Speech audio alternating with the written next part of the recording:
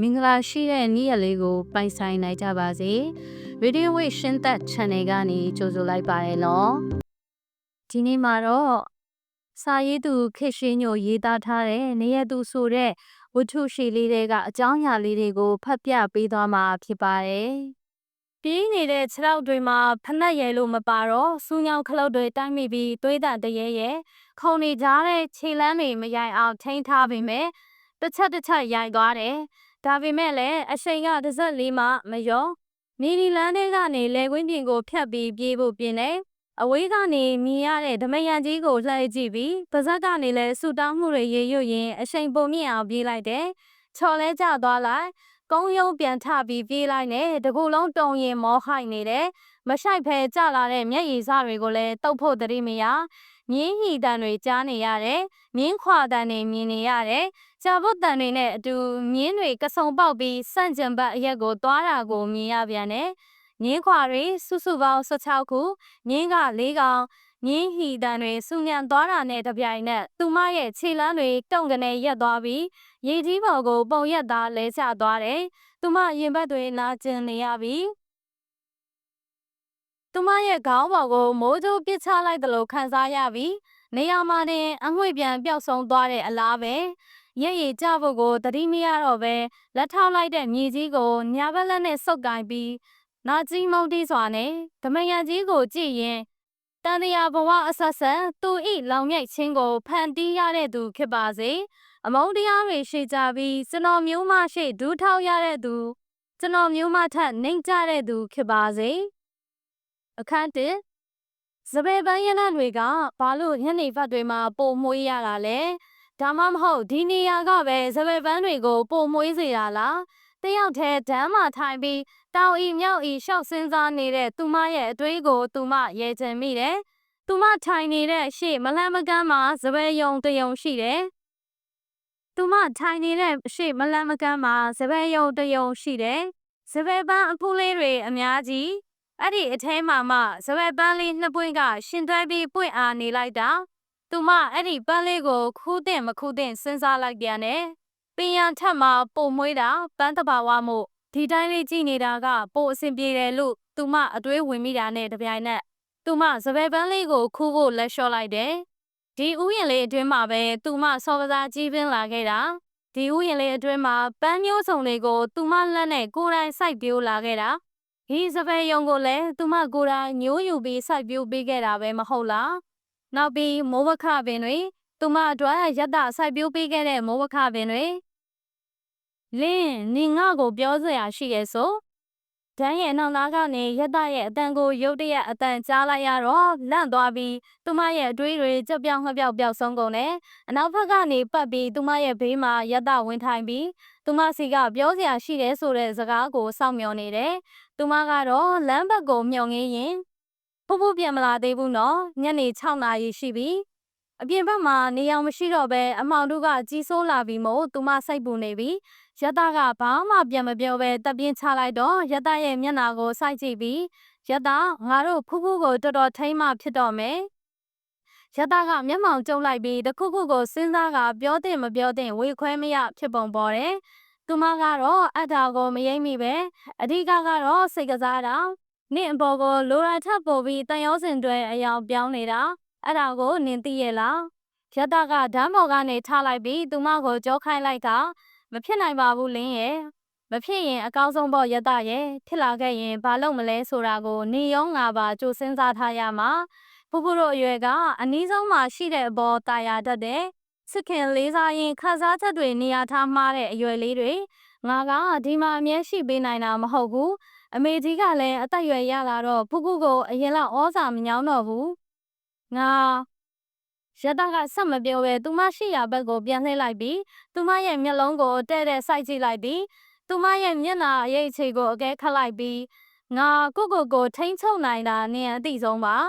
ရတရဲ့မျက်ဝန်းတွေကိုရင်မဆိုင်နိုင်ရဲလို့သူမအကြည့်ကိုလမ်းမဘက်ပို့လိုက်တယ်ရတကစကားလွှဲတဲ့သဘောနဲ့နင်ငါ့ကိုပြောစရာရှိရဲဆိုတာဖူးဖူးအကြောင်းမဟုတ်ဘူးမလား သူမကိုနားလေတဲ့သူကကဘာပေါ်မှာယတကနံပါတ်1ပဲ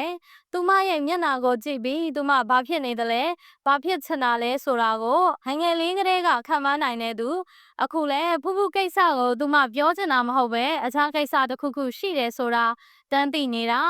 ဒါပေမဲ့သူမအခုချိန်မပြောချင်သေးဘူးယတကဒန်းရဲ့ခလန်းလန်းကစပယ်ယုံစီကိုရှောက်သွားလိုက်ပြီးပွင့်နေတဲ့စပယ်ပန်းနှစ်ပွင့်ကိုခူးလိုက်တယ်သူမကတော့ယတရဲ့လှုပ်ရှားမှုတွေကိုဒီတိုင်းကြည့်နေမိရဲ့ယတကစပယ်ပန်းကိုခူးလိုက်တယ်သူမကိုပေးဖို့အတွက်ဆိုတာလဲသူမသိနေတယ်အဲ့ဒီအချိန်လမ်းမထက်ကကားသံကြားလို့နှစ်ယောက်သားလှမ်းကြည့်လိုက်တဲ့အခါမှာတော့ခြံထဲကိုကားတစ်စီးဝင်လာတယ်ကျော်သူရကကားကိုမောင်းလာပြီးဘေးမှာထိုင်လိုက်တဲ့သူကဖူဖူကားပေါ်ကနေဖူဖူကခတ်တော့ဆင်းလာတာကိုမြင်တော့ယတနဲ့သူမစပယ်ပန်းကိစ္စကိုခိတခဏမေ့သွားကြတယ်ဖူဖူရဲ့အနောက်ကနေကျော်သူရကလည်းပြေးလိုက်လာတယ်ဖူဖူကသူမတို့ရှိတဲ့ဥယျာဉ်ထဲကိုတက်တက်လာနေတာသူမကိုမြင်ဟန်မတူပဲကြော်ပြီးယတစီသွားတယ်သူမကဖူဖူနာမည်ကိုခတ်တင်းတင်းခေါ်လိုက်တော့မှဖူဖူရဲ့ခြေလမ်းတွေရက်သွားပြီးသူမဘလှည့်ကတီလင်းသူမဘာမှမပြောပဲဖူဖူကိုစိုက်ကြည့်နေတော့ဖူဖူမနေတတ်ပဲအဲ့ဒီအချိန်ကျော်သူရကဖူဖူရဲ့အနားကိုရောက်လာပြီးတီလင်းရောက်နေတာလားကျွန်တော်တို့နည်းနည်းနောက်ကျသွားတဲ့အတွက်တောင်းပန်ပါတယ်ဖူဖူအစားကျော်သူရကဝင်ပြောပေးလိုက်တာကိုသူမနားလည်ပေးမယ်ဖူဖူမူပြတ်နေတာကိုရိပ်မိတယ်ဖူဖူကမျက်လုံးရီဝဝေးဖြစ်နေပြီသူမစီအာယုံမရောက်ဖဲယတစီကိုသာအကြည့်တွေရောက်နေတယ်ယတကဘာမှမပြောပဲလှည့်ထွက်ဖို့ပြင်တော့လေးလေးဖူးပြန်ရောက်ပြီးယတကပြန်လှည့်လာတော့ဖူဖူကသူ့ကိုစကားပြောမဲ့အချင်းနဲ့ဝမ်းသာအားရရှိနေတယ်ဒါပေမဲ့ယတကဖူဖူကိုကြော်ကသူမစီရှောက်လန်းလာပြီးစပယ်ပန်းကိုပေးလိုက်တယ်ဖူဖူကိုတစ်ချက်ကြည့်ပြီးနားတော့ဖူဖူယတဥယျာဉ်တဲကနေသူနေတဲ့စာကြီးတိုက်ထဲကိုတဖြည်းဖြည်းဝင်သွားတယ်စပယ်ပန်းနှစ်ပွင့်ကိုလက်ကကိုင်ပြီးသူမဘာဆက်လုပ်ရမလဲမသိအဲ့ဒီအချိန်မှာမိန်းကလေးအဆောင်ထဲကနေအမေကြီးကဒုတ်တချောင်းကင်ပြီးထွက်လာတယ်မိဖူးလာခဲ့အမေကြီးရဲ့အတန်ကြားတာနဲ့ဖူးဖူးလန့်သွားပြီးသူမရဲ့အနောက်ကိုကွယ်လိုက်ရင်တီလင်းဖူးဖူးကိုကယ်ပါအောင်ဖူးဖူးရဲ့ဘေးမှာကပ်ရက်နေတဲ့ကျော်သူရကပြပြတလဲခစ်သွားပြီးအမေကြီးစီသွားတောင်းပန်ဖို့လုပ်နေတာကိုသူမမြင်လို့လှမ်းထားလိုက်တယ်ကျော်သူရကို့အဆောင်ကိုပြန်တော့သူမရဲ့စကားကိုကျော်သူရနားထောင်လိုက်ပြီးယောက်ျားလေးအဆောင်ဘက်ကိုခတ်တုတ်ပြန်တယ်မတားလို့လည်းမရဘူးလေအမေကြီးရဲ့စိတ်ကိုသူမအသိဆုံးအမေကြီးကိုသူမနဲ့ယတကလွဲပြီးအခြားဘယ်သူမှမတားရဲဘူးသူမကအေးဆက်တုံရင်နေတဲ့ဖူးဖူးရဲ့လက်ကိုဆွဲပြီးအမေကြီးစီလျှောက်သွားလိုက်ရင်အမေကြီးမအိတ်သေးဘူးလားသမီးဒီညဖူးဖူးကိုခေါ်သိမ်းလိုက်မယ်နော်ပြောစရာလေးလည်းရှိလို့အေးလင်းလင်းထွန်းညီလဲရှေ့ကနေကာစီးနဲ့ကြက်အလိုလိုက်ကြာလာရင်ညီကိုပါမထီမဲ့မြင်လောက်လာလိမ့်မယ်အမေကြီးကနောက်ထပ်ဘာမှဆက်မပြောတော့ပေမဲ့ကျင်းတဲ့ပုံတော့မရဘူးသူမကဖူးဖူးကိုဖူးဖူးရေချိုးပြီးတီလင်းရဲ့အခန်းထဲကိုလာခဲ့နော်အဲ့ရပါတခါတည်းတည်ခဲ့ဟုတ်ကဲ့တီလင်းဖူးဖူးကအမေကြီးကိုမြဲတည်းကြည့်ပြီးဟောပါကြီးသမီးအဆောင်ထဲဝင်တော့မယ်နော်အမေကြီးကစိတ်ဆိုးနေလို့ဘာမှပြန်မပြောတော့ဘူးဖူးဖူးကတော့သူမနဲ့အမေကြီးရှိကနေကုတ်လေးထွက်သွားတယ်ဖူးဖူးရဲ့ကြောပြင်ကိုကြည့်ပြီးသူမရောအမေကြီးပါတိုင်ပင်မထားပဲတပ်ပြင်းပြိုင်သူချမိလိုက်တယ်သူမအမေကြီးရဲ့ပခုံးကိုဖတ်ခါစိတ်လျှော့ပါအမေကြီးရဲ့ခစ်တွေကမတူတော့ဘူးလေလာရောညီထွေခွင့်ပြုပေးရမှာတွေရှိလာပြီမဟုတ်လားသူမပြောတာကိုအမေကြီးကကျေနပ်ပုံမရပဲညီကရောဘယ်ခစ်ကတော့အသက်ကလေး30ပဲရှိသေးတယ်အဖွားကြီးလေတန်းနဲ့ငါပြန်တရားချနေတာညီသူ့အရွယ်တုန်းကရောအဲ့တလောက်စိုးခဲလို့လားသူမကရဲလိုက်ပြီးသမီးဆိုတော့ရောအမေကြီးတိမှကြနေတာပဲမမီတို့ပဲတိမှလေသမီးကတလတစ်ခါလောက်မှအမေကြီးတို့စီလာလေတော့အဲ့ဒီအချိန်ပဲလိမ္မာတာဖြစ်ရင်ဖြစ်မှာပေါ့အမေကြီးကသူမကိုချစ်မြတ်လို့စွာကြည့်ပြီးအမေကြီးရဲ့သမီးကဘယ်တော့ခါမှအဲ့ဒါလိုမျိုးဖြစ်မှာမဟုတ်ဘူးအမေကြီးယုံကြည်ရဲ့မပြောင်းလဲတဲ့မြတ်တာတွေနဲ့မိုးမခပေါ်တစ္ဆာရှိတာအမေကြီးရဲ့သမီးလင်းနဲ့တားရတပဲရှိတာမိုးမခလို့ရေရွတ်လိုက်တာနဲ့နှွေးထွေးခြင်းနဲ့ချစ်ချင်းမြတ်တာဓာတ်တွေစီးဝင်လာတယ်လို့ခံစားလိုက်ရတယ်မိုးမခရဲ့အတိုက်မြုံအောက်မှာသူမရောရတပါကောင်းကောင်းမွန်မွန်ရှင်သန်လာကြတာမဟုတ်လားဒီမိုးမခတွေကလူတွေကတနေ့နေ့တစ်ချိန်တော့မိုးမခစီပြန်လာကြအောင်မယ်လို့အမေလေးကပြောခဲ့ဘူးတယ်သူမမိုးမခစီအချိန်ပေါင်းများစွာပြန်လာခဲ့တယ်သူမချစ်တဲ့မိုးမခသူမကိုချစ်တဲ့မိုးမခငါသမီးလည်းခရီးပန်းလာတယ်မဟုတ်လားသွားနာချေတော့တိတ်ပြီးဖူးဖူးကိုအလိုလိုက်မနေနဲ့ငါသမီးဘက်ကကိုချင်းစာပေမဲ့သူ့ဘက်ကအဲ့ဒီလိုမမြင်ပဲရောင်းတက်လာလိမ့်မယ် ဟုတ်ကဲ့အမေကြီးကသူမရဲ့ညာဘက်လက်ကလက်ပတ်လေးကိုတစ်ချက်ကြည့်ပြီးဥပဒံကြောင့်ဥပမရောက်စေနဲ့မိလင်အမေကြီးဒါပဲမှာစရာရှိတယ်အမေကြီးကိုနှုတ်ဆက်ပြီးသူမရဲ့အခန်းထဲကိုရှောက်လာခဲ့တယ်ခေါင်းထဲမှာရှုပ်ထွေးနေတဲ့ကိစ္စနှစ်ခုတစ်ခုကဖူးဖူးရဲ့ကိစ္စနောက်တစ်ခုကကိုကိစ္စကိုနောက်မှထားပြီးဖူးဖူးကိစ္စကိုပဲအရင်ဖြေရှင်းဖို့တွေးရတော့မယ်လက်ထဲကဇပယ်ပန်းနှစ်ပွင့်ကိုနမ်းရှာရင်အိတ်ခမ်းထဲကိုသူမလေးလံသွားရှောက်လာခဲ့တယ်အခန်းထဲကိုဝင်လိုက်တာနဲ့တန်ရောစင်အငွေ့တက်တွေကိုသူမရလိုက်တယ်။အခန်းထဲကိုတစ်ချက်ဝေးကြည့်လိုက်ပြီးပတင်းပေါက်ကနေအပြင်ကိုငေးကြည့်နေမိတယ်။ဒီအခန်းလေးထဲမရောက်တာ2 လရှိပြီ။အရင်ကဆို1 လကို2 ရက်လောက်အမြဲရောက်နေကြလေ။အခုလတွေအတွင်းပကြီးပြပွဲလေးတစ်ခုအတွက်သူမပကြီးဆွဲနေတာ။လိုချင်တဲ့ပုံတွေကအခုထိမရသေး။တယောက်ကို9 ကားစီပါဝင်ရမှာမို့စိတ်ကလှုပ်ရှားနေပြီးရေးထားသမျှစိတ်တိုင်းမကြတော့စိတ်ရှုပ်ထွေးရင်အချိန်တွေကုန်မှန်းမသိကုန်သွားခဲ့တာ2 လလုံးအခန်းထဲပကြီးထိုင်ဆွဲနေရကနေမွန်းကျက်လာတာကတကြောင်နောက်ထပ်အကြောင်းကိစ္စတစ်ခုပေါ်လာတာနဲ့သူမမိုးမခကိုထွက်လာခဲ့တာမိုးမခကသူမအတွက်ဒုက္ခပုံပါပဲဒီအခန်းချင်းချင်းလေးထဲမှာကတင်မရှိဘူးပတင်းပေါင်နားမှာစာကြည့်စပွဲတစ်လုံးရှိတယ်အဲ့ဒီစာကြည့်စပွဲလေးကနေသူမစာထိုင်ဖတ်ရင်အပြင်ကိုငေးလေးရှိတယ်ဥယျာဉ်ထဲကိုလည်းနှမ်းမြင်ရတာမို့စိတ်ကြည်လင်စေတယ်အခန်းနေရတစ်ဖက်မှာကတ်ထောင်ထားတဲ့မှုရနဲ့အိပ်အခင်းတွေကသူမလာမယ်ဆိုတာကိုအမေကြီးသိနေလို့မနက်ကမှဗီဒီယိုထဲကနေထုတ်ပေးထားမှန်းသူမသိတာပေါ့ဒီအိပ်အခင်းတွေကသူမအတွက်တီးသန့်ဖယ်ပေးထားတာဒီအခန်းကိုသူမရဲ့အခန်းလို့တရားဝင်သတ်မှတ်ပေးတာမို့အခြားဘသူမှနေခွင့်မရှိသူမပြန်လာမှတော့ဖွင့်ထားတာအမေကြီးသူမပေါ်ထားတဲ့တန်ရောစင်ကြိုးတွေပေါ့တီလင်းဝင်ခွင့်ပြုပါဖူးဖူးရဲ့အတန်ကြောင့်အတွေးနယ်ချဲ့တာကိုရုပ်သိမ်းလိုက်ပြီးဖူးဖူးစီအာယုံအပြည့်ဝဆွဲလိုက်တယ်။ဝင်လာခဲ့ဖူးဖူးအဲ့ရထင်းတဲ့ခေါင်းအောင်စောင်းတွေပွင့်တယ်လာပြီးအခန်းထဲကိုဝင်လာတဲ့ဖူးဖူးကိုသူမကြည့်လိုက်တယ်။ဖူးဖူးကိုကြည့်ရတာအမိုးမပြေသေးတဲ့ပုံပဲ။အဲ့ရခင်းတွေကိုအခန်းတောင်မှာစုပုံချလိုက်ပြီးဖူးဖူးကြုံကြုံလေးထိုင်ချလိုက်တယ်။သူမကဖူးဖူးအတွက်ဝင်လာတဲ့အထုပ်တွေကိုယူပြီးဖူးဖူးရဲ့အရှိမထိုင်လိုက်တယ်။ဖူးဖူးအတွက်တီလင်းဝတ်စားသစ်တွေဝယ်လာတယ်။ဖူးဖူးကဝမ်းသာအားရနဲ့ဟာအတော်ပဲတီလင်းရဲ့ဖူးဖူးလည်းအစ်စ်လိုချင်တာနဲ့အင်းနော်တီလင်းကဖူးဖူးလိုချင်တာကိုဝယ်ပေးတယ်နော်ဖူးဖူးဘက်ကလိမ္မာဖို့နဲ့တက္ကသိုလ်ကိုတစ်နှစ်တန်းအောင်ဖို့လိုတယ်ဆိုတာသိရမလားဖူးဖူးသိပါတယ်တီလင်းရဲ့ဖူးဖူးစာလဲပုံမှန်လုပ်ပါတယ်ဖူးဖူးကညံကောင်းတော့စာလိုက်နိုင်တယ်တက္ကသိုလ်တက်တော့လဲတူရှင်ယူမလားဆိုတော့မယူဘူးတဲ့ဖူးဖူးမှာပြောစရာဆိုလို့ဆောင်းကနေနည်းနည်းလွတ်ထွက်ချင်တာနဲ့စိတ်ကစားတတ်တဲ့အရွယ်ရောက်နေတာပဲရှိတာပါအမေကြီးတို့စိတ်ပူတာကစိတ်ပူတာပေါ့ဒါပေမဲ့ဖူးဖူးကိုအဲ့ဒီလိုအကြက်ကင်တွယ်လို့မရဘူးဆိုတာသူမသိတယ်ဖူးဖူးကအချော့ကြိုက်တယ်ငင်ငင်တတလေးပြောရင်ရပါတယ်သူမဖူးဖူးကိုကင်တွယ်နိုင်ဖို့ကြိုးစားရပါအောင်မယ်ဖူးဖူးကအဝတ်စားတွေကိုကြည့်ပြီးပျော်နေရကနေတီလင်းဖူးဖူးရဲ့အတန်ကနှိုက်တန်ပါနေတယ်သူမပြန်မထူးပဲဖူးဖူးရဲ့မျက်လုံးကိုစိုက်ကြည့်တော့ဖူးဖူးကတီလင်းကဘာလို့အမြဲတမ်းအချစ်ခံရလဲဖူးဖူးကပြောနေရင်မျက်ဝန်းထဲကနေမျက်ရည်တွေဝဲတက်လာပြီးငိုမလို့ဖြစ်လာတယ်တအောင်ကြတော့မျက်ရည်တွေတလိမ့်လိမ့်နဲ့ပါးပြင်ပေါ်ကိုကျဆင်းလာပြီးငိုပါလေရောဘာတွေများခံစားနေရတာလဲဖူးဖူးရဲ့လေးလေးကလေဖူးဖူးကိုမချစ်ဘူးတဲ့တိလားတီလဲလေးလေးကဖူးဖူးကိုမချစ်ဘူးသူမထင်ထားတဲ့အတိုင်းဖြစ်လာခဲ့ပြီဒီလောက်မြန်မြန်တော့သိရလိမ့်မယ်မထင်ထားတာအမှန်ပဲစောက်ထားတဲ့အချိန်နဲ့ဖူးဖူးရဲ့မျက်နှာကနေတက်နေပြီးရှိုက်ကြီးတငင်ငိုနေတယ်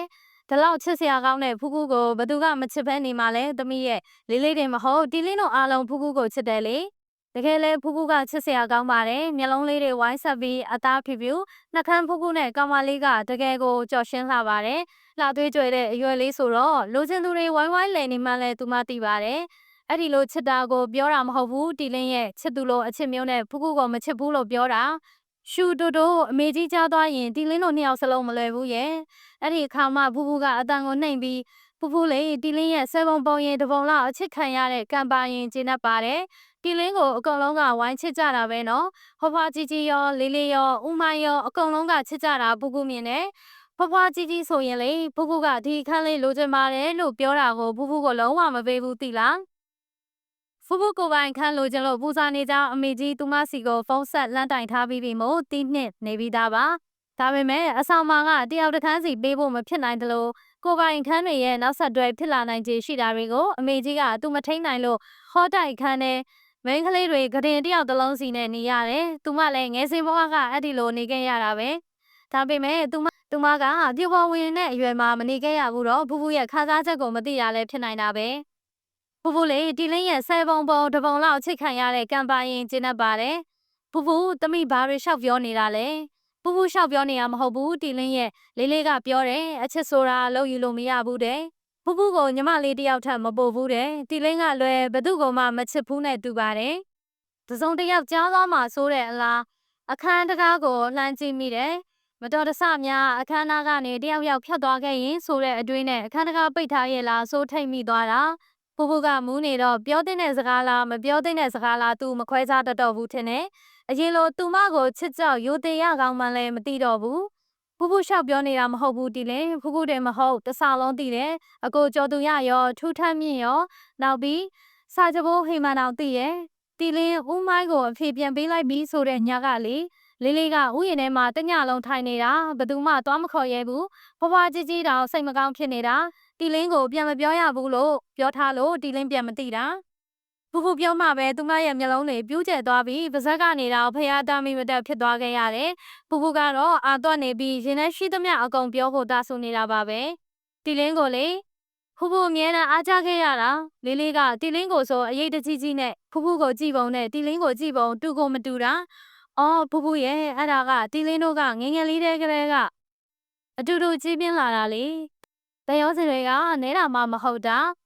ဖူဖူလည်းလေးရဲ့လက်ပေါ်မှာကြီးလာခဲ့တာပဲလေဘာလို့ဖူဖူကိုကြတန်ရောစင်နေနေရတာလဲပြောရခက်တဲ့ဖူဖူကိုသူမဘလို့ရှင်းပြရမလဲမသိတော့ဘူးနောက်ဆုံးတော့လေးတန်းမမနဲ့ဖူဖူအိတ်တော့သူမရဲ့အတမမကိုကြားရတော့ဖူဖူဘာစကားမှပြန်မပြောပဲသူ့အိယာကိုခင်းပြီးကွယ်လေးအိတ်သွားလိုက်တာတကြိုးတည်းပဲသူမကတော့တပြင်းအခါချပြီးပဒင်းပေါက်ကနေဥယျာဉ်ထဲကိုလှည့်ကြည့်လိုက်တော့ဒန်းပေါ်မှာရတထိုင်နေတာကိုတွေ့လိုက်တယ်။ဥယျာဉ်ထဲကိုည9နာရီကျော်ရင်အခြားသူတွေဆင်းခွင့်မရှိပါဘူး။ဒါပေမဲ့ရတနဲ့သူမကတော့ချွင်းချက်အနေနဲ့ဆင်းလို့ရပါတယ်။သူမဒီလိုပြန်လာတိုင်းညဘက်ဆိုရတနဲ့အတူတူထိုင်ပြီးစကားစမြည်ပြောနေကြနေရပေါ့။ဒီညတော့သူမရတဘေးနာသွားထိုင်ကိုမဝင်ရဲတာကြောင့်လှမ်းကြည့်နေရွယ်တက်နိုင်ခဲ့တယ်။ဖူဖူပြောခဲ့တဲ့စကားပဲကြားရောက်နေမိတယ်။ခြံထဲမှာတညလုံးထိုင်နေတာတဲ့လားရတရဲ့ဘလို့စကလုံးတွေကိုရှာဖွေပြီးဖြေသိမ့်ပေးရမလဲဆိုတာသူမှမသိတော့ပါဘူး။ရတရဲ့ရင်ထဲမှာရှိတဲ့အရာတွေကိုသူမှရှာဖွေကြည့်ခဲ့တဲ့အချိန်တွေအများကြီးပါ။ဒါပေမဲ့မတွေ့ခဲ့ဘူး။အခုချိန်ရောက်မှတော့အချိန်တွေရမ်းနှောင်းခဲ့ပြီမဟုတ်လား။မြင်လုံးတော့တော်ကြတည်ရင်းလာလို့အစင်သက်မဖြစ်သေးရင်အဆူခံနေရအောင်မယ်။ကျော်သူရကစာအုပ်တွေနေရာမှန်လိုက်စစ်နေရင်းနဲ့ကြံတဲ့သူတွေကိုလှမ်းသတိပေးလိုက်တယ်။စာကြည့်လိုက်တဲ့ရတနဲ့ကလေးတွေတန်ရှင်းရေးလုပ်နေကြတယ်။ထူထမ်းမြင့်ကတော့ဟိမန်ဖက်ချင်တဲ့စာအုပ်တွေကိုဟိမန်မမြင်အောင်ကြောင်ထဲကိုထားဖို့ကြံနေတယ်။စာကြည့်တိုက်ကယောက်ျားလေးအဆောင်နဲ့မိန်းကလေးအဆောင်ကြားမှာတီးခြားအဆောက်အဦအနေနဲ့ရှိတယ်။မိုးမခတဲ့ကိုဝင်လိုက်တာနဲ့တက်မြင်ရတဲ့အဆောက်အဦကစာကြည့်တိုက်ပဲ။ညာဘက်အချမ်းကယောက်ျားလေးအဆောင်ဘဲဘက်အချမ်းကမိန်းကလေးဆောင်ဝင်ချင်းကညီကျကျမှာတော့ဥယျာဉ်လေးတစ်ခုရှိတယ်။မိုးမခပင်တွေတန်းစီနေတဲ့မိုးမခဥယျာဉ်ပေါ်ရတစာကြည့်လိုက်ထဲကနိုင်ကိုလှမ်းကြည့်တော့အချိန်လင့်နေပြီလုံးနေရင်မိန်းကလေးဆောင်ဘက်ကိုလှမ်းကြည့်ကစိတ်ကမဖြောင်းပုံမှန်ဆိုသူမနိုးနေပြီလို့တွေးမိတာနဲ့တပြိုင်နက်စိုးရင်စိတ်ကဝင်သွားတယ်။နေမကောင်းလို့မထနိုင်တာလားဆိုပြီးလောလက်စာအလုပ်ကိုဆက်မလုပ်နိုင်တော့ပဲမိန်းကလေးဆောင်ဘက်ကိုရှောက်လာခဲ့တယ်။အဲ့ဒီအချိန်အစာနှိမ်ကထွက်လာတဲ့သူမကိုဖြတ်ခနဲမြင်လိုက်တော့မသိချင်အောင်ဆောင်ပြီးစာကြည့်လိုက်ဘက်ပြန်လှည့်လာဖို့လုပ်ပင်မဲ့အချိန်မမီတော့ဘူး။သူမမြင်သွားခဲ့ပြီးမော်နီရတာသူကခက်တီနဲ့သူမဘက်ပြန်လှည့်ပြီးမော်နင်းလင်းနိုးပြီလားသူမကရတစီလျှောက်သွားရင်နောက်ကျနေတာရတရေညကတိတ်အိမ်မပြောလို့ရာတယိုးတို့ကလည်းပိုပူလာပြီမဟုတ်လားဒီတစ်ခါစပားရာသီပြီးရင်ငါအဲကွန်းတက်ပေးမယ်လင်အာမတက်နဲ့ရတမြို့ပေါ်ကနေရာတွေကျက်ပြီးလေကောင်းလေတဝင်စရာမရှိလို့အဲကွန်းမဖြစ်မနေတက်ကြရတာဒီမှာကမလို့ဘူးတကားဖွင့်ရင်လေးတဖြူးဖြူးနဲ့ရတနဲ့သူမစာကြည့်တိုက်ဖက်အတူတူရှင်တွဲလျှောက်လာကြတယ်အိမ်မပြောရင်ခြံထဲဆင်းခဲ့တာတော့မဟုတ်ဘူးရတကရိုးရိုးသားသားပြောနေပေမဲ့ညကဖူးဖူးပြောတာကိုပြန်ကြားရောင်ပြီးရတရဲ့မျက်နှာကိုမောကြည့်လိုက်တယ်ရတကသူမကိုပြုံးပြီးငုံကြည့်တော့သူမစိတ်မလုံးသလိုဖြစ်ပြီးအကြည့်ကိုတစ်ချက်ချင်းလွှဲလိုက်တယ်စာကြည့်လိုက်တဲ့မိန်းကလေးတွေရောယောက်ျားလေးတွေပါအစုံရောက်နေပြီးထူထိုင်မြင့်နဲ့ဟိမန်ကစာအုပ်လူနေကြတယ်နေယောက်ျားဖြစ်ပြီးအကျင့်မယုံတဲ့ထူထမ်းမြင့်ငါဖတ်ချင်တဲ့စာအုပ်ကိုနင်ဖွက်ထားတာမလား ထူထပ်မြင့်ကဆက်ဖြဲဖြဲနဲ့ယောက်ျားဖြစ်ရင်အကျင့်မယုတ်ရဘူးဆိုတော့မိန်းမဖြစ်ရင်အကျင့်ယုတ်ရမယ်ပေါ့ဟုတ်လားဟေမန်ထူထပ်မြင့်ကလည်းစကနိုင်လူတဲ့နေရာ2ယောက်မရှိစာကြည့်ရိုက်ထဲကလူတွေကထူထပ်မြင့်ရဲ့စကားကိုကြားတော့ရဲကြပါလေရောဟေမန်ကမျက်နှာကြီးနီးရဲတာတောက်ကျင့်မကောင်းတဲ့ကောင်ဟေးဟေမန်အဲ့ဒီလိုမပြောရဘူးလေသူမစာကြည့်ရိုက်ထဲဝင်လာရင်ပြောတော့အကောင်လုံးငြိမ်ကျသွားတယ်တီလင်းမင်္ဂလာပါသူမကိုမြင်တာနဲ့ကလေးတွေအကုန်လုံးကနှုတ်ဆက်ကြတယ်မင်္ဂလာပါဒီနေ့မှပဲလူဆောင်တက်ဆောင်နေရတော့တယ်ကဲဒီနေ့အတွက်စကားလက်ဆောင်ကိုဟေမန်နဲ့ထူးထပ်မြင့်တို့ရဲ့ငင်းခုန်မှုနဲ့ပဲစရတော့မယ်ထင်တယ်အကောင်လုံးကဟေးဆိုပြီးအော်တော့ဟေမန်ကအကောင်လုံးကိုမျက်စောင်းလှည့်ထိုးတယ်သူမကဟေမန်ရဲ့အနားကိုသွားပြီးပခုံးကိုဖက်လိုက်ရင်အားလုံးပဲကို့နေရာမှာကိုတက်တောင့်တက်တာထိုင်ကြစာကြည့်လိုက်တဲ့ကခုံနေမှာအသီးသီးဝင်ထိုင်ကြတာကိုသူမကြည့်နေပြီးအားလုံးနေသားကြဖြစ်မှာအဲ့ဒီမှာရောင်မီးထွက်သွားတဲ့စကားလေးယောက်ျားဖြစ်ပြီးအချစ်မယုံနဲ့ဆိုတာလေအဲ့ဒီစကားကိုသေချာတွေးကြည့်ကြရအောင်ထူထပ်မြင့်ပြောတာမှန်သားပဲသူကတော့ဘာရဲမဟုတ်ဘူးစကနိုင်လူကျင်စောနဲ့ပြောလိုက်တာတကယ်တမ်းတော့အတိတ်ပဲတိတ်ရှိတာယောက်ျားဖြစ်ရင်အချစ်မယုံရဘူးမိန်းမဆိုရင်အချစ်ယုံဆိုတဲ့အတိတ်ပဲနော်ကဲသေချာစဉ်းစားကြည့်ရင်အချစ်ယုံတာမိန်းမတွေပဲလို့ပြောလိုက်တယ်လို့ပဲမဟုတ်လားအကောင်လုံးကပြုံးစစ်စစ်ဖြစ်သွားတာကိုသူမပြုံးကြည့်ပြီးတွေ့လားမြန်မာစကားတော့ကိုရှူးကိုပြန်ပတ်တာပဲဘယ်တော့ကဘယ်လိုစဉ်းသက်လာလဲမသိပါဘူးကွယ်ခွဲခြားစကားတွေတီလေးရဲ့အမြင်ကတော့အချစ်ရုပ်တာယောက်ျားမိန်းမနဲ့မဆိုင်ဘူးလူနဲ့ပဲဆိုင်တယ်ဒါကြောင့်ယောက်ျားဖြစ်ပြီးအချစ်မယုံနဲ့ဆိုတဲ့စကားကိုလေမကြိုက်ဘူးအချစ်ရုပ်တဲ့ယောက်ျားတွေတပုံကြီးရှိတယ်လေဒီတစ်ခါတော့မိန်းကလေးတွေရဲကြတဲ့အလှည့်ပေါ့ဘာတဲ့နောက်ထပ်ရှိသေးတယ်ယောက်ျားကြီးဖြစ်ပြီးရွက်ဆောင်နေတာတို့မိန်းမလို့မိန်းမရကောင်းတို့ပြောကြတယ်လေယောက်ျားကြီးလဲဘာဖြစ်လဲသူ့ဘာသာသူရွက်ဆောင်ခြင်းစောင်းမှာပေါ့မိန်းကလေးတွေနဲ့ဘာဆိုင်တာမှတ်လို့မိန်းမလို့မိန်းမရကလည်းအကျင့်မကောင်းတဲ့သူတွေကိုနှိမ်ပြောတာမဟုတ်လားဘဲနဲ့အကျင့်မကောင်းတာနဲ့မိန်းမလို့မိန်းမရဖြစ်ရရောလားဒါကြောင့်တီလင်းကဒီနေ့မှအားလုံးကိုမှာကျင်တာကလူရယ်လို့ဖြစ်လာရင်စိုးခြင်းကောင်းခြင်းကလူတဦးတစ်ယောက်တည်းပေါ်မှာပဲမူတည်တယ်ယောက်ျားဖြစ်နေလို့မိန်းမဖြစ်နေလို့ဆိုတဲ့မတူညီတဲ့လိန်ပေါ်မှာမတက်ရောက်ဘူးဆိုတာကိုသေချာလေးသိစေခြင်းနဲ့နောက်ဆိုရင်စသည်ဖြစ်စေနောက်သည်ဖြစ်စေအဲ့ဒီလိုမတူညီတဲ့လိန်တွေကိုနှိမ့်ချမပြောမိစေဖို့လိုတယ်အားလုံးကအတွေးကိုယ်စီနဲ့ငြိမ်ကျသွားတဲ့အချိန်ယတကကဲဟုတ်ပါပြီမတွေ့ပြတဲ့2လအစားချက်ချင်းကိုမဲပြန်ဆွဲတာပဲနော်တီလင်းကသားတို့ကိုပြစ်ထားတာထူထမ်းမင်းကခတ်တော့ဝင်ပြောတယ်ဟေမန်ကကြားဖြတ်ပြီးတီလင်းသမီးဖတ်ချင်တဲ့စာအုပ်ကိုထူထမ်းမြင့်ဖတ်ထားတယ်။သူမထူထမ်းမြင့်ကိုတစ်ချက်ကြည့်လိုက်တော့ထူထမ်းမြင့်မနေတတ်တော့ပဲဖတ်ထားတာမဟုတ်ဘူးတီလင်း။ဒါစာအုပ်စင်ရှင်းရင်းနဲ့သူ့ဘာသာသူအနောက်ရောက်သွားတာ။ပြန်ပေးလိုက်တငယ်ချင်းကို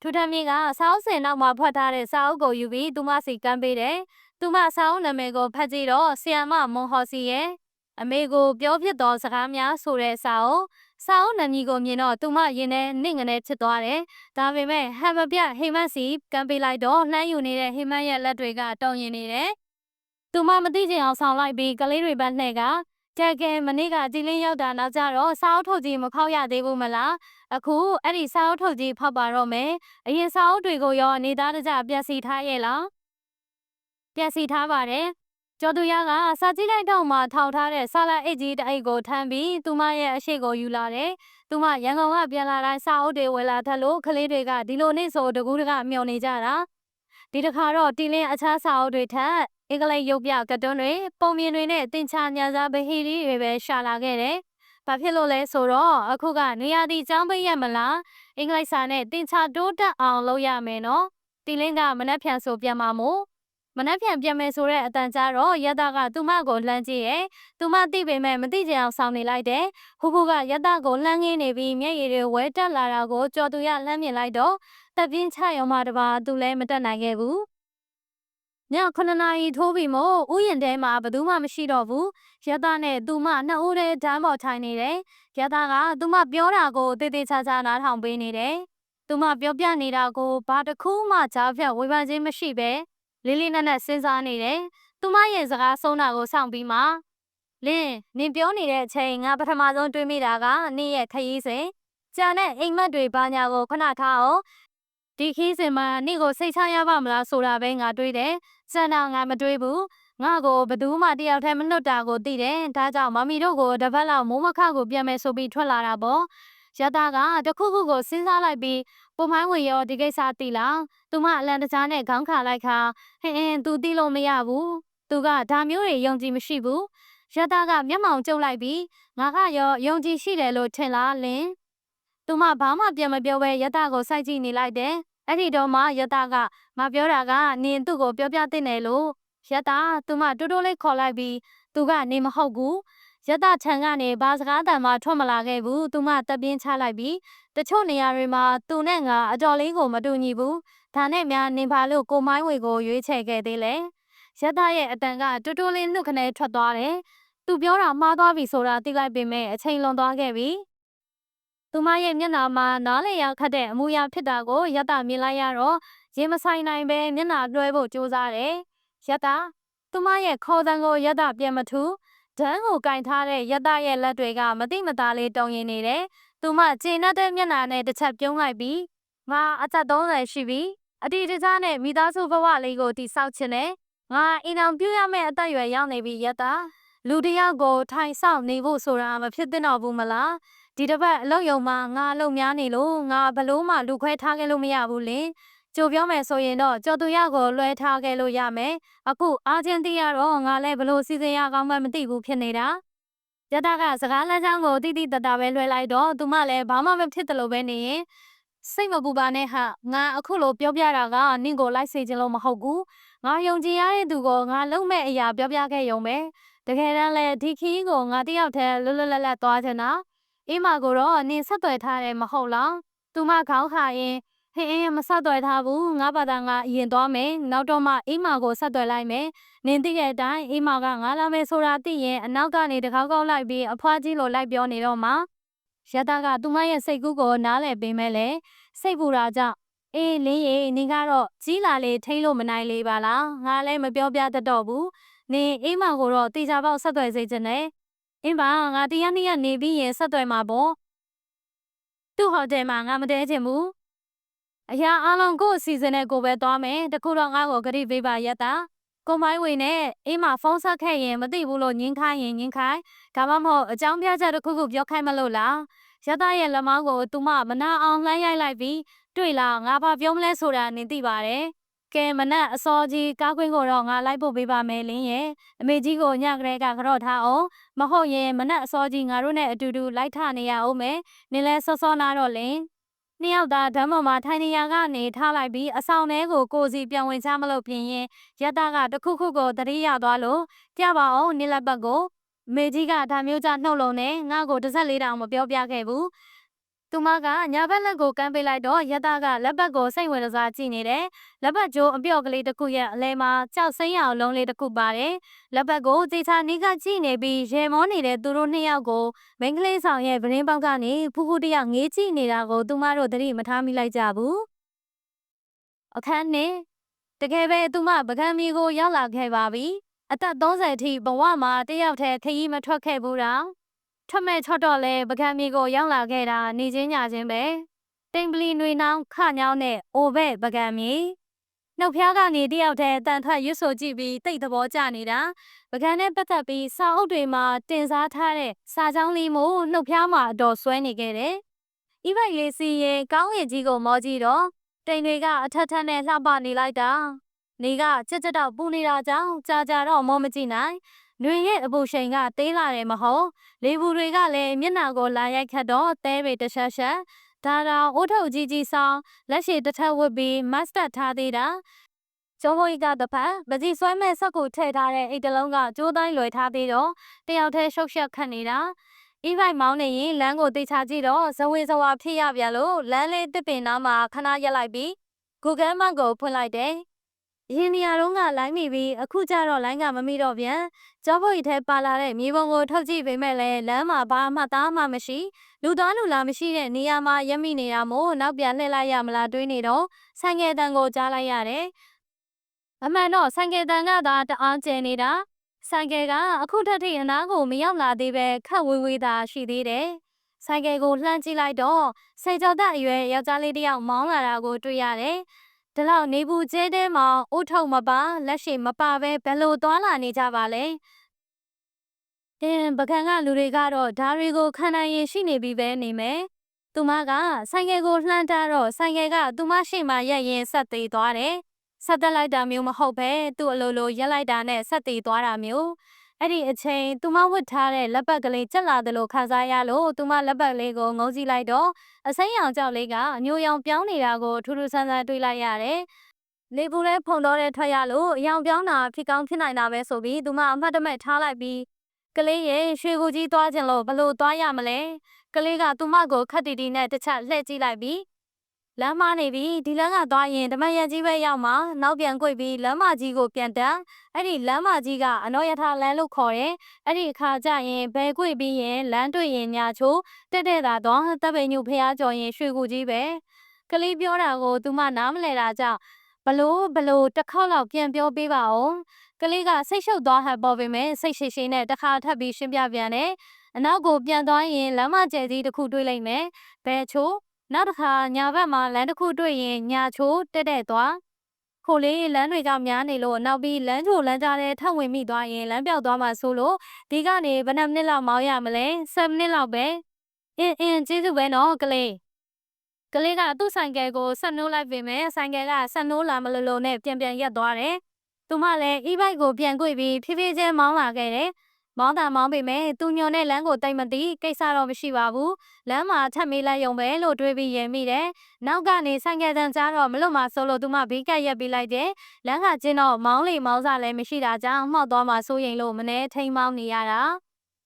ဒါပေမဲ့ဆိုင်ကယ်ကသူမကိုကြော်မတက်ပဲဘေးချင်းကရှေ့ရက်လိုက်တာမို့ငဲကြည့်လိုက်တော့ခုနကကလေးဖြစ်နေတယ်နောက်ကလိုက်ခဲ့အဲ့ဒီနားထိလိုက်ဖို့ပေးမယ်ပြောလဲပြောရှေ့ကနေဆိုင်ကယ်ကိုမောင်းထွက်သွားပြန်တယ်သူမလည်းနောက်ကနေမိအောင်မောင်းလိုက်လာခဲ့တယ်ဒီလိုကြပြန်တော့လေပကံသားတွေကဘယ်ဆိုးလို့လဲရိုင်းပင်းကူညီတတ်တဲ့စိတ်ခံတော့ရှိသားပဲ9မိနစ်လောက်မောင်းပြီးတဲ့အချိန်ကလေးကလမ်းဘေးမှာဆိုင်ကယ်ကိုရက်လိုက်တာကြောင့်သူမလည်းသူနဲ့ဘေးခ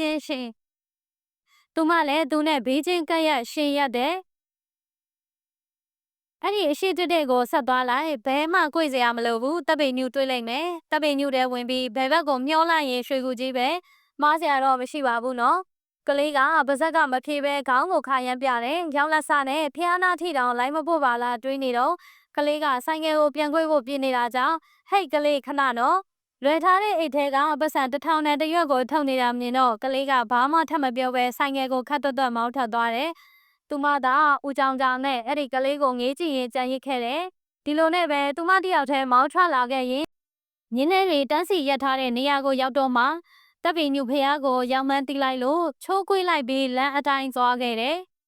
ဟေးသွားရာဒီကာလမဟုတ်ပေမဲ့စနေနေ့မို့လူတွေကဟိုတစဒီတစတော့မြင်ရတယ်အနော်ရထားလမ်းဘက်ကနေကားတွေဝင်လို့မရအောင်ပိတ်ထားတယ်။ကားထားတဲ့နေရာနဲ့ဆိုအတော်လေးလမ်းလျှောက်ရမယ်။ဒါပေမဲ့ညနေဆောင်ဒါမှမဟုတ်မနက်ခင်းဆိုရင်ရှုခင်းလေးနဲ့တပုတ်ရိုက်လို့ကောင်းတာကြောင့်လမ်းလျှောက်သွားတာပို့အဆင်ပြေမယ်ထင်တယ်။ညီလေးနဲ့ e-bike တွေကိုတော့ပေးဝင်တယ်။ဒါကလည်းရှေးဟောင်းဖျားတွေရဲ့အမွေနှစ်တွေမပြိုပြတ်အောင်ထိမ့်သိမ်းချင်လို့ပဲမဟုတ်လား။ညီလေးတွေကဒီတပ်ပင်ညူကနေပတ်ပြီးရွှေကူကြီးစီသွားတယ်။ဒီထက်ပိုပြီးကြကြစီးကျင်နေဆိုရင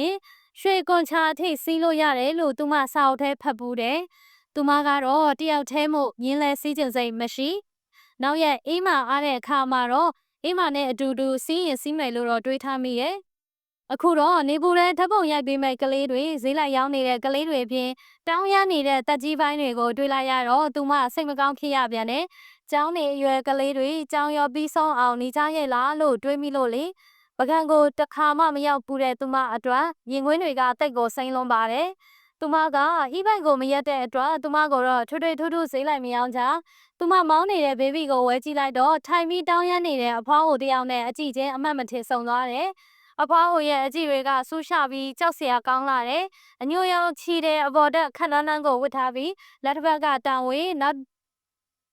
နောက်ထပ်လက်တစ်ဖက်ကခွက်ကိုကင်ထားတယ်။သူမကိုမြင်တဲ့အခါနှုတ်ဖျားကနေတခုခုကိုရွတ်ဆိုပြီးတောင်ဝဲကိုမြေကြီးမှာစောင့်ချလိုက်တယ်။အဝေးကနေမို့ဖွားဟိုဘာရွတ်နေသလဲမကြားရပေမဲ့ကြောက်စရာတိတ်ကောင်းလို့နဲ့အထူးခြားဆုံးကအကြည့်တွေပဲသူမကိုကြည့်တဲ့အကြည့်တွေကမုန်းတီးမှုတွေများလားမဟုတ်ပြန်ဘူးသူမကိုကြည့်နေတာမဟုတ်ဘူးသူမရဲ့လက်ပတ်ကိုစိုက်ကြည့်နေတာများလား။အိုးအတွေးတွေထင်အောင်ထင်မှဖြစ်နေတာနေမှာပါ။ဒါမျိုးကတာမန်ရိုးကြပဲမဟုတ်လားလို့သူမတွေးမိတယ်။ဟုတ်မှာပါ။ပကံမှာဒါတွေကမထူးဆန်းဘူးလို့ကြားဘူးတယ်။နောက်ရက်တွေဆိုသူမပကံနဲ့နေသားကြသွားမှာပါ ရွှေကိုကြီးဖျားကိုရောက်တဲ့အခါဤဘိုက်ကိုတနေရာမှာရပ်ထားခဲ့ပြီးတတ်ထားတဲ့မတ်ကိုချွတ်အုတ်ထုပ်ကိုချွတ်အပေါ်လက်ရှိအင်ကြီးကိုချွတ်ပြီးကြောပေါ်ရထဲသိမ့်နေတော့နောက်နာစီကနေသမီးလေးရဲ့အဖွားတို့ကိုထမင်းဘိုးလေးတနာခဲ့ပါအနောက်ကိုလှည့်မကြည့်ပဲတလက်ဆတဲ့ကြောပေါ်ရထဲကပစိုက်ကိုထုတ်ပြီးအကျွေးယူကပြန်လှဲတော့အဖွားကို2ယောက်နဲ့တလက်ပိုင်းမျိုးသမီးတဦးသူမပြုံးပြောင်းလိုက်တော့အဖွားကို2ယောက်ကနောက်ကိုဆုတ်သွားတယ်သူတို့ရဲ့အကြည့်တွေကသူမရဲ့မျက်နှာစီမှာမဟုတ်ဘူးသူမရဲ့ညာဘက်လက်ပေါ်ကလက်ပတ်ကိုပဲကြည့်နေကြတာ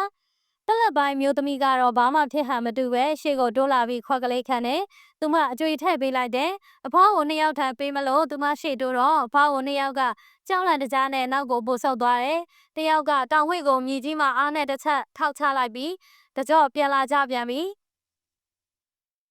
သူမအကြောင်းသားဖြစ်သွားပေမဲ့နားမလည်နိုင်ဘူးနောက်ထပ်အဖွားအိုကလည်းသူတို့ပြန်လာပြန်ပြီဒုက္ခပါပဲအဖွားအို2ယောက်ကသူမထံကငွေကိုမယူပဲကြောခိုင်းထွက်သွားတာကိုသူမနားမလဲဘာတွေလဲဘသူပြန်လာတာလဲသူတို့ဆိုတာကရောဘသူတွေလဲအတွေးတွေကမောလိုက်တာမတွေးတာအကောင်းဆုံးမို့ဖျားဘော်ကိုပဲမြင်မြန်တက်ဖို့ဆုံးဖြတ်ခဲ့တယ်ရွှေကိုကြီးဖျားဘော်မတက်ခင်မှာရုံးတဲ့ဆိုင်တွေအများကြီးခင်းကျင်းထားတာကိုတွေ့ရတယ်သူမတက်လာတော့အသက်20ကျော်ဝန်းကျင်လောက်ရှိမဲ့ကောင်မလေးတယောက်ကဘေးကနေကပ်ပါလာပြီးအမရွှေကိုကြီးသမိုင်းကြောင်ရှင်းပြပေးမယ်နော်သူမလက်ကပြလိုက်ပြီးဟေးရတယ်ညီမအမအေးစင်းနေကြလို့ရိုးတဲ့ဆိုင်တွေကိုတဖြည်းဖြည်းချင်းစီကြည့်သွားတာကိုမြင်တော့အဲ့ဒီကောင်မလေးကဘေးကနေဘာစကားမှမဆိုပဲတိတ်တိတ်လေးလိုက်လာပေးတယ်ဖျားရင်ပြင်ပေါ်ရောက်တော့ဘီးတွေကိုမြင်မှအမေကြီးကိုသွားတရိရပြီးအဘတရထိုင်ကဝါပြီးကနက်ပြီးအကော့တွေကိုစိတ်ကြိုက်ထိုင်ရွေးနေမိတယ်အမေကြီးကဘီးစပတ်ထုံးတာဆိုတော့တတားပြီးတိတ်ကြိုက်တာအမေကြီးတို့ဘီးရွေးပြီးတော့မှရွလက်ကောက်လေးတွေမြင်ပြန်တော့မုံမခကသမီးတွေကိုမြင်အောင်လို့ဝဲလက်ဆနဲ့ဝဲပေးလိုက်တယ်ကျုံတုံးလေးဝယ်ထားတာအကောင်းဆုံးပဲမဟုတ်လားနောက်ရက်ဆိုရင်ဒီဖျားကိုပြန်ရောက်ချင်မှရောက်တော့မှသူမဝယ်နေရကိုဘေးကနေစိတ်ရှိလက်ရှိနဲ့စောင့်နေတဲ့ကောင်မလေးကိုပြောင်းပြလိုက်တော့ကောင်မလေးကဝမ်းသာအားရနဲ့ညီမကအောက်ထက်ဈေးဆိုင်တန်းကရုံးထဲဆိုင်ကပါဧည့်သည်လာရင်ရုံးထဲဆိုင်ကတယောက်စီအလှည့်ကျလိုက်ပြီးဖျားပေါ်မှာဖျားသမိုင်းကြောင်းလိုက်ရှင်းပြတယ်အပြန်ကြရင်တော့ညီမတို့ရဲ့သက်ဆိုင်ရာဆိုင်လေးကိုလိုက်ကြည့်ဖို့ဖိတ်ခေါ်ပြီးအပေးနိုင်တဲ့အကြောင်းပြောရတာပါအဲ့ဒီတော့မှသူမအံ့ဩသွားပြီးအော်ဟုတ်လားအမကမသိဘူးဖျားเจ้าတက်တက်ရှင်းပြတဲ့သူတွေထင်လို့မဟုတ်ပါဘူးအမလာတော့ကကျမတို့ဆိုင်ကလိုက်ရမယ့်အလှည့်ကြလို့ဒီကြားတဲ့ဧည့်သည်ကစိတ်ပါလို့အခြားဆိုင်မှာဝယ်လဲကျမတို့ဝင်ပြောပိုင်ခွင့်မရှိပါဘူးဖျားပေါ်ကဆိုင်လေးတွေမှာစိတ်ကြိုက်လိုက်ကြည့်ဝယ်လို့လဲရပါတယ်အမအဆင်ပြေရင်အပြန်ကြတော့ကျမရဲ့ဆိုင်လေးကိုလိုက်ခဲ့ပေးပါနော်โอเคအမဆင်းလာတဲ့အခါညီမမြင်ပါပါအမဖျားပေါ်မှာတော့ကြကြထိုင်နေအောင်မှာမို့ပကြီးလဲဆွဲမှာဆိုတော့လေကြာအောင်မှာကောင်မလေးကကျဉ်တ်သွားပြီးဒါဆိုအမကိုမနှောက်ယှက်တော့ပါဘူးအမဖျားရှိခိုးဆူတောင်းသွားအောင်နော်သူမကောင်းငင်ပြလိုက်ပြီးဖျားဝင်းထဲကိုဝင်ဖို့ပြင်လိုက်တယ်တန်တရားရေးရင်ကိုကြော်ဖြတ်၍တရားခင်းပြီးလျင်တတဝါအပေါင်းအားနိဗ္ဗာန်ရွှေပြည်အရောက်ကူးမြောက်ကြော်လွန်စေပါအံမိမိကိုယ်တိုင်နိဗ္ဗာန်တောင်ကိုတက်လှမ်းရသည်ရှိသောတန်တရားရေးနှင့်၌နေမောနေကြကုန်သည့်တတဝါတို့ကိုလည်းဖေးကူတက်လှမ်းစေပါအံမိမိကိုယ်တိုင်နှစ်သိမ့်စေအပ်သည်ရှိသောထိတ်လန့်ခြောက်ခြားနေသူတို့ကိုအတုံးအလှဲ့နှစ်သိမ့်ပါလေဟံနိုးကြလေပြီတရားကိုမြင်သိသောအခါအိမ်မောကြနေသူတို့ကိုနိုးကြစေပါအံလောင်မြိုက်ခြင်းမှကင်းလွတ်ငြိမ်းအေးသည်ရှိသောတပားသူတို့ကိုလည်းကိလေသာမီးတို့မှကဲ့တင်ငြိမ်းအေးစေပါအံအနောင်ဖွဲ့မှလွတ်သောတပားသူတို့ကိုလည်းအလားတူကင်းလွတ်စေပါအံမြတ်သောတရား၏အညွှန်ကြားဖြင့်အမျက်ဒေါသကိုကင်းဝေးငြိမ်းအေးစေပါအံရွှေဦးကြီးဖျားအတွင်းနဲ့ဝင်လိုက်တာနဲ့ပထမဆုံးသတိရမိတာကအလောင်းစီသူမင်းကြီးရဲ့ပါဠိလိုရေးထားတဲ့နိဗ္ဗာန်ဆုတောင်းကိုဘာသာပြန်ထားတဲ့စာလေးလူစည်းစိမ်နတ်စည်းစိမ်မြမစည်းစိမ်မင်းစည်းစိမ်ကိုမတောင်းတပဲဖျားစုပန်မင်းယောက်ျားဖြစ်ခြင်းနဲ့အလောင်းစီသူမင်းကြီးဟာနောက်ဆုံးမှာတော့ဝမ်းနေခြင်းအဆုံးသတ်နဲ့ဏီကုန်းချုပ်ခဲ့ရတာကိုပြန်တွေးမိပြန်တယ်ရွှေကူကြီးဖျားဝင်ပေါင်းမှာလည်းဝဲရနေရမှာကတ်ထားတဲ့ကြောက်စာနှစ်ချက်ရှိတယ်ပါဠိဘာသာတင်တက္ကရိုက်ဘာသာနဲ့ရေးထိုးထားတယ်။ကိုယ်ထဲဝင်ပြီးလေကတစ်ကိုနင်းလိုက်တာနဲ့စိတ်ထဲအလိုလိုဝမ်းနေလာသလိုလိုမုန်းချက်လာသလိုလိုနဲ့စိတ်ကိုမကြည်လင်စေပြန်ဘူး။အာယုခန့်တဆောင်ပဒင်းလာရောက်တော့သူမအကြာကြီးငေးကြည့်နေမိတာကတပေညုဇေဒီတော်ကြီးသူမငေးကြည့်နေသလိုမျိုးလွန်ခဲ့တဲ့နှစ်ပေါင်းများစွာကအလောင်းစီသူမင်းကြီးလည်းငေးကြည့်နေခဲ့ရမှာပဲလို့သူမယုံကြည်တယ်။ သူတည်ထားခဲ့တဲ့ဇီဒီတော်ကိုငေးကြည့်ရင်ရွှေကူကြီးတဲ့အကျဉ်းကျနေတဲ့အလောင်းစီသူမင်းကြီးရဲ့ဒုက္ခကအမတန်ကိုတနာစပွဲကောင်းတယ်။တကယ်တော့ရွှေကူကြီးဖျားနဲ့တပ်ပိညုဖျားကိုအလောင်းစီသူမင်းကြီးတယောက်တည်းကတီထားကိုးကွယ်ခဲ့တာ။ဒါပေမဲ့သားနဲ့အဖေရာဇဝင်မှာစာတင်လို့မရဲလောက်တဲ့ဖြစ်ပျက်မျိုးကဟောဒီရွှေကူကြီးဖျားထဲမှာဖြစ်ပျက်ခဲ့တာကြောင့်တိတ်တော့အေးချမ်းစရာမကောင်းလား။အေဒီ12ရာစုနှစ်ကရွှေရောင်တဖိတ်ဖိတ်တောက်ပြီးဖုံးတကုတ်အာနုဘော်ကြီးထားခဲ့တဲ့လောင်းစီသူမင်းကြီးရဲ့နန်းတော်ကလည်းအခုတော့ရွှေကူကြီးစေတီခြေတော်ရင်းမှာအုပ်ပုံပြက်ဘဝနဲ့ဝတ်ဆွင်းခါရနေတယ်။အာယုခံတစောင်းကနေလှမ်းမြင်ရတဲ့မြေကွင်းကိုသူမအေးအေးဆေးဆေးပကြီးဆွဲနေရင်းနဲ့အချိန်တွေကုန်မှမသိကုန်ခဲ့တယ်။ပစ္စည်းတွေပြန်သိမ်းရင်အာယုခံတစောင်းကနေလေဘူးတွေဝင်လာတော့ခက်ခနဲပြန်ကြည့်ရင်ဆရာကြီးပါရဂူရဲ့သုံးသက်ချက်ကိုသတိရမိပြန်တယ်။လောင်းစီသူမင်းကြီးကရွှေကူကြီးစေတီတော်အတွင်းကမယနာညောင်ဆောင်ကနေတပ်ပိညုဖျားကိုလှမ်းပြီးပူးမြော်ကြီးညိုတဲ့နာမကျန်းဖြစ်နေချိန်ကတေကန်ဒီအချိန်ရောက်တဲ့အထိအမြဲတမ်းငေးကြည့်နေမိတာကတပ်ပိညုဖျားပါပဲ။အဲ့ဒါကဘာနဲ့သွားတူသလဲဆိုရင်မကူဘရင်ရှာဂျဟန်ကသူအကျဉ်းခံထားရစဉ်ကသူ့ရဲ့အဆောင်ပေါ်ကနေမိဖုရားရဲ့တင်းချိုင်းကူဗိတ်မှန်ကိုလှမ်းမြော်ကြည့်ရင်မူမာတက်ဆိုပြီးမိဖုရားရဲ့အမိကိုတန်းတရင်အသက်ဆုံးပါသွားခဲ့ရတယ်။အလောင်းစီသူမင်းကြီးနဲ့မကိုဘရင်တို့ရဲ့ဖြစ်ရက်ကတူမလိုလိုနဲ့မတူပြန်ဘူး။သားတော်တွေရဲ့အကျဉ်းချခြင်းခံရတာလည်းတူတယ်။တင်အပ်ဆက်ဆဲမှာအစာဦးတစ်ခုကိုလှမ်းမြော်ကြည့်တာကလည်းတူတယ်။ဒါပေမဲ့ထားတဲ့စိတ်ထားခြင်းကတော့မတူဘူး။မကိုဘရင်ကအမျိုးသမီးတယောက်ကိုဆွဲလန်းပြီးအလောင်းစီသူမင်းကြီးကတော့တရားယုံကြည်မှုပေါ်ဆွဲလန်းတယ်။ဆရာကြီးရဲ့သုံးသက်ချက်ကတကယ်ကိုပဲမှတ်သားစရာတွေပါအပြင်ဘက်ပတ်လန်းရဲ့အုပ်ပောင်ပေါ်ကနေထိုင်ပြီးတပ်ပင်ညုကိုငေးကြည့်နေတာအတော်လေးကြာလာပြီ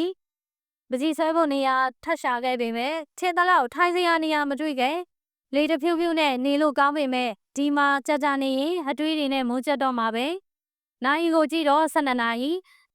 တမယန်ကြီးစီသူမဆက်သွားဖို့ပြင်တယ်အဲ့ဒီနားရောက်မှတဖူးဖူးစားမယ်လို့ဆုံးဖြတ်ပြီးဖျားပေါ်ကနေဆင်းလာခဲ့တယ်သူမဆင်းလာတာနဲ့အလာတုံးကသူမရဲ့နောက်ကိုလိုက်ခဲ့တဲ့ကောင်မလေးရဲ့ဆိုင်ကိုတန်းရှာမိတာပဲကောင်မလေးကသူမကိုမြင်တာနဲ့ဝမ်းသာအားရပြေးကြိုပြီးဆိုင်ကိုခေါ်သွားတယ်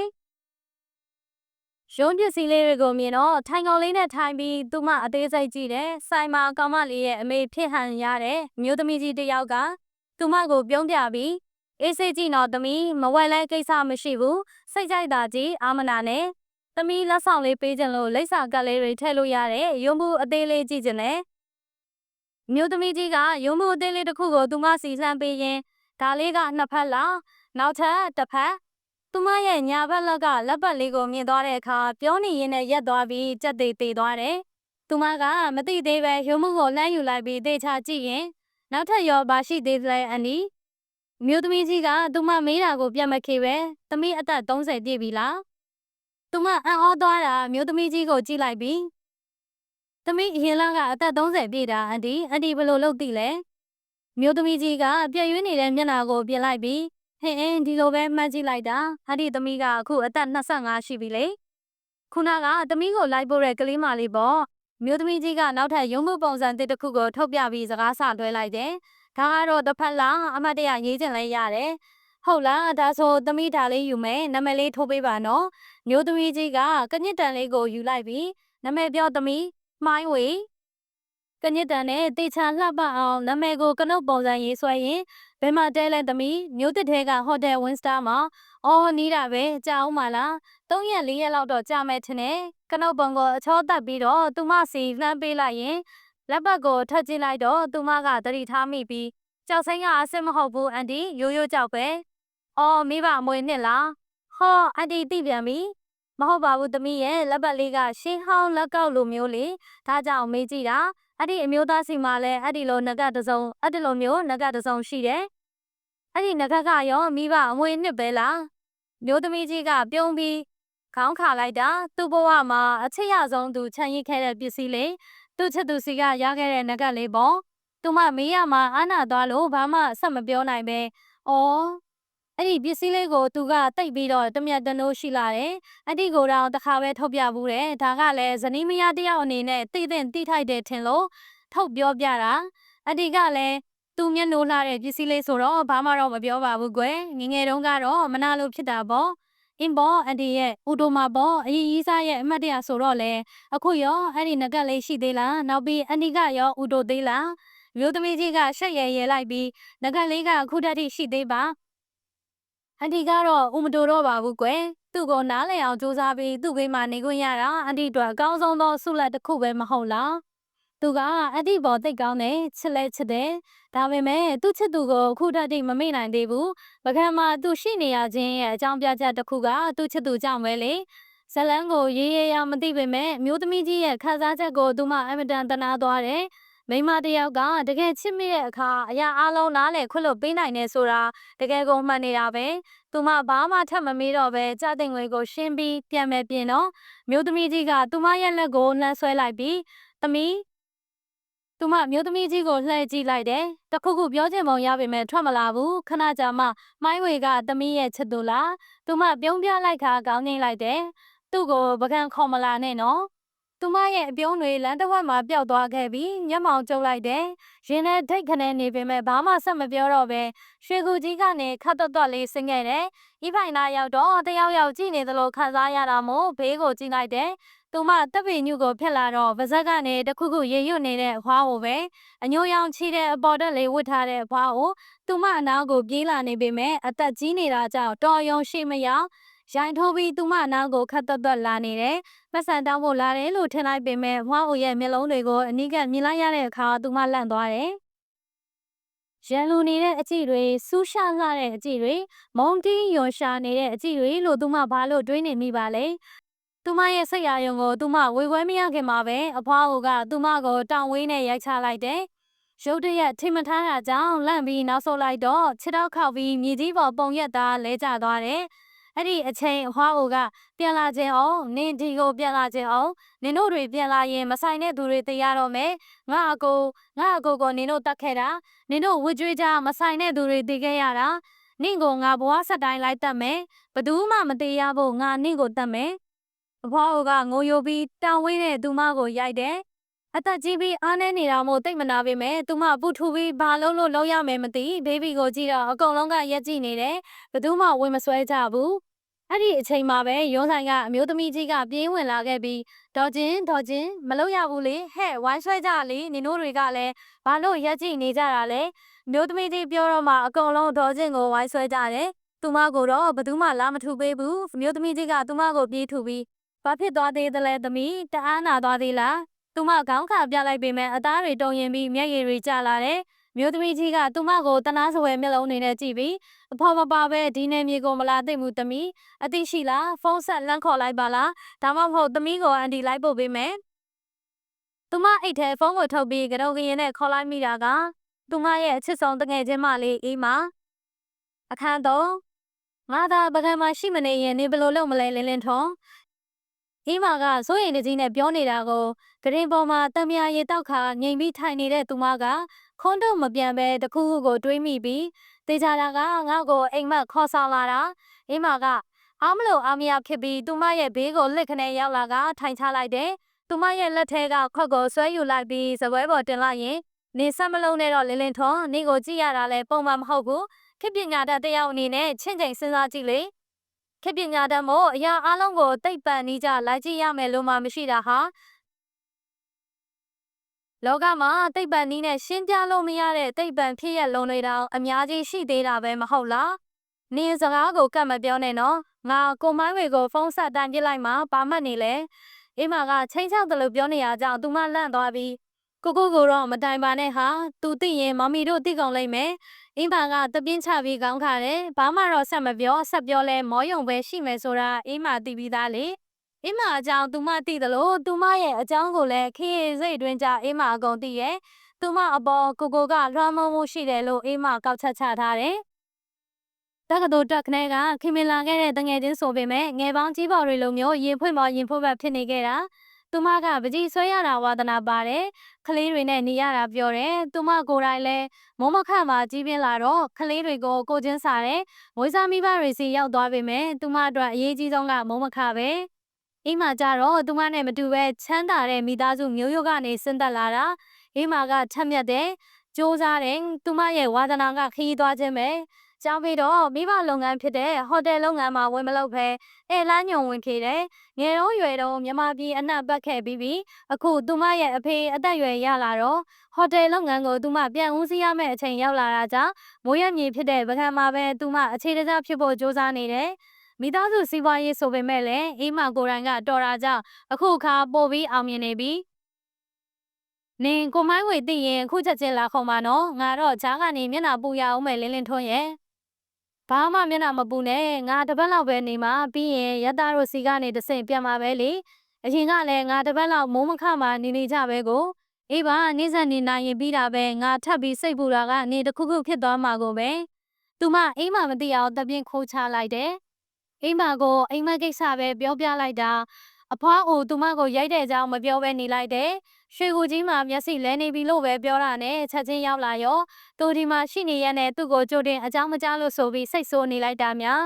တကယ်တမ်းအဖြစ်ပြက်မှန်သားအိမ်မသိရင်သူမကိုမဖြစ်ဖြစ်တဲ့နည်းနဲ့ရန်ကုန်ပြန်ဖို့မှဧကမယ်ဒါကြောင့်အိမ်မကိုမပြောသေးပဲတိချင်နေတဲ့အကြောင်းအရာတစ်ခုကိုမသိရမချင်းလိုက်ရှာဖို့ဆုံးဖြတ်လိုက်တယ်အခုလဲသူ့ဟိုတယ်ကိုပြောင်းနေဖို့ခေါ်တယ်သူ့ဟိုတယ်ရောက်ရင်သူကမျက်လုံးထောက်ထောက်ကြည့်တော့မှမဟုတ်လားဒါကြောင့်ဒီဘက်မှာငွေချေပြီးပြီမို့ဒီမှာပဲနေတော့မယ်လို့လိန်လိုက်ပြန်တယ်သူမကိုစိတ်မချလို့အတန်တန်မှာခဲ့ပြီးသူနဲ့မလိုက်နိုင်တဲ့အဆုံးမှာတော့စိတ်လျှော့ကမိုးချုံမှဟိုတယ်ကနေပြန်သွားတယ်သူမတယောက်တည်းအိယာပေါ်မှာနှစ်ဖူးပေါ်လက်တင်ပြီးတနေ့တာလုံးကအဖြစ်ပြက်တွေကိုပြန်စဉ်းစားကြည့်ရဲ့ပကံမြေကိုရောက်တာ24နာရီမပြည့်သေးဘူးထူးဆန်းတဲ့အရာတွေဖြစ်ခဲ့တယ်အဖွားဟိုကရောသူ့ကိုဘာလို့ရိုက်တာလဲဟိုအဖွားဟိုတွေကရောတကြော့ပြန်လာပြီးဆိုတာဘသူတွေကိုပြောတာလဲဝကြွေးတွေမဆိုင်တဲ့သူတွေဟိုးတွေးရင်းနဲ့ကောင်းမှုလိုက်တာကိုပြဿနာကိုအဖေရှာတွေ့မလားမှတ်တယ်နောက်ထပ်ဗဟေရီတွေနဲ့ဒီခီးကိုလာခဲ့မိတာမှားပြီလားလို့သူမပြန်တွေးမိတယ်ပြင်းနေတဲ့ခြေထောက်တွေမှာဖက်နဲ့ရဲလို့မပါတော့စူးညောက်ခလုတ်တွေတိုက်မိပြီးသွေးသံတရဲရဲ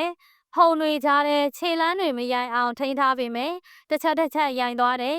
ဒါပေမဲ့လည်းအချိန်ကတစ်စက်ကလေးမှမရော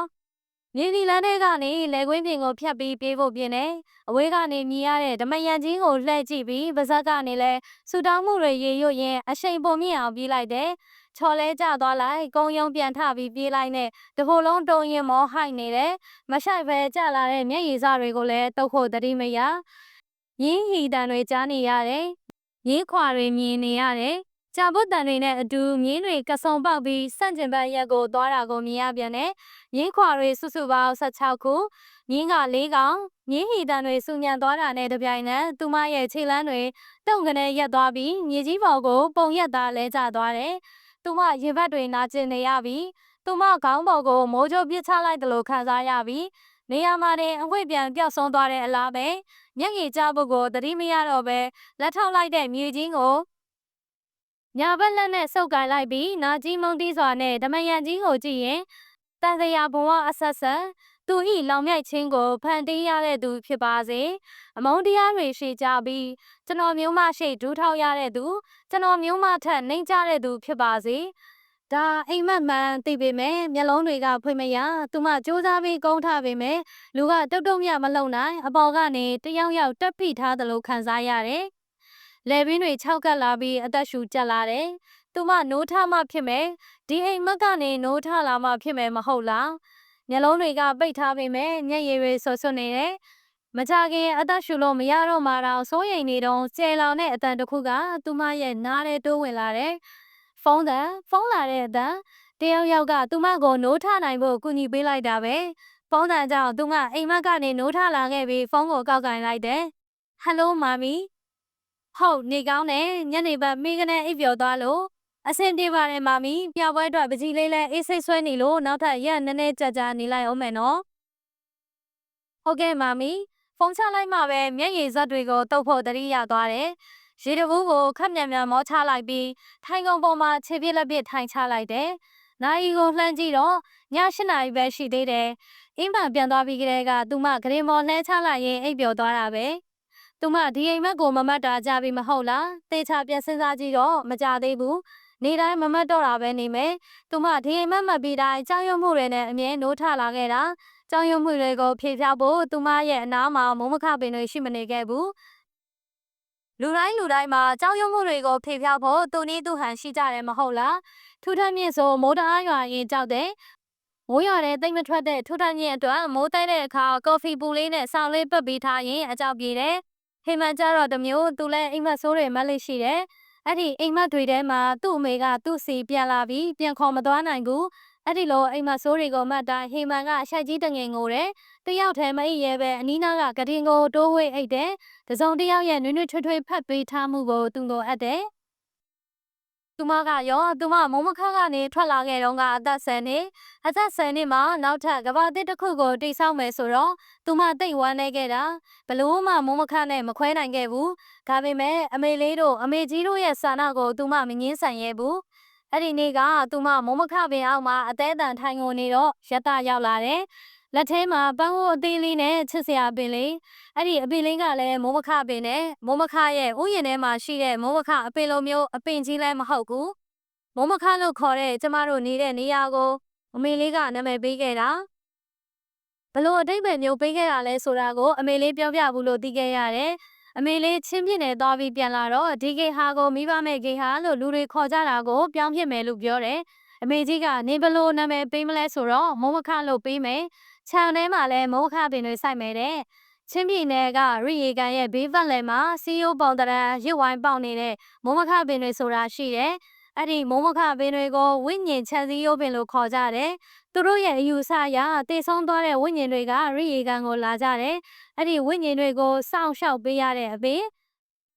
အဲ့ဒီဝိညာဉ်တွေနေစရာအဖြစ်တည်ရှိပေးရတဲ့အပင်လို့ပြောဖို့ကြတာမို့အမေလေးကတိတ်သဘောကျခဲ့တာဒီမိဘမဲ့ခေဟာကလည်းကလေးတွေကိုတေလူးလို့တတ်မှတ်ပြီးသူတို့ဘဝတွေကထုတ်ပြစ်ချင်လို့လာဖို့ထားကြတာများတယ်လေအဲ့ဒီကလေးတွေကိုစောက်ရှောက်ပေးနေရတဲ့နေရာအဲ့ဒီကလေးတွေအတွက်နေစရာရိပ်မြောင်ဖြစ်တည်ရှိပေးနေရလို့မိုးမခလို့အမည်ပေးခြင်းနဲ့ဒါကြောင့်သူမတို့ရဲ့နေရာလေးကိုမိုးမခလို့တရားဝင်ခေါ်တွင်စေပြီးအမည်ပြောင်းခဲ့တာရသပေးတဲ့မိုးမခပင်ကတော့အပင်သေးသေးလေးပန်းဟိုးတွေကိုစိုက်လို့ရတယ်ပန်းပွင့်လှလှလေးတွေပွင့်တဲ့အပင်အဲ့ဒီအပင်ကကံကောင်းခြင်းတွေပျော်ရွှင်ခြင်းတွေကိုဆောင်ကျဉ်ပေးတယ်လို့အဓိပ္ပာယ်ရတယ်ဒီမိုးမခကနေထွက်လာတော့သူမမှာပါလာတာရသပေးလိုက်တဲ့မိုးမခပင်လေးတွေပဲရှိတယ်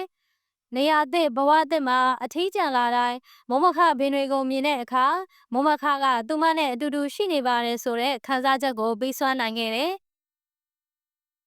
ရန်ကုန်အိမ်မှာဆိုရင်တော့သူမရဲ့အခန်းထဲမိုးမခပင်လေးတွေရှိတယ်။အောက်ဆီဂျင်ကောင်းကောင်းထုတ်ပေးနိုင်တဲ့အပင်လေးဖြစ်တဲ့အပြင်တင်းငယ်တဲ့ဖုံဖုံလေးတွေကိုစုပ်ယူနိုင်ပြီးအခန်းတွင်လေထုကိုလည်းတတ်စေစေတယ်။ညဘက်တွေဆိုလည်းကောင်းကောင်းအိပ်ပျော်ပြီးမနက်ခင်းတိုင်းကိုလန်းလန်းဆန်းဆန်းနိုးထစေလို့သူမမိုးမခပင်တွေကိုတိတ်သဘောကျခဲ့တာ။အိမ်မဆိုးတွေမတဲ့ညတွေဆိုမိုးမခပင်တွေကသူမရဲ့အနားမှာရှိနေလို့သူမရဲ့အကြောက်တရားကိုဖြေပြောက်ပေးခဲ့တယ်။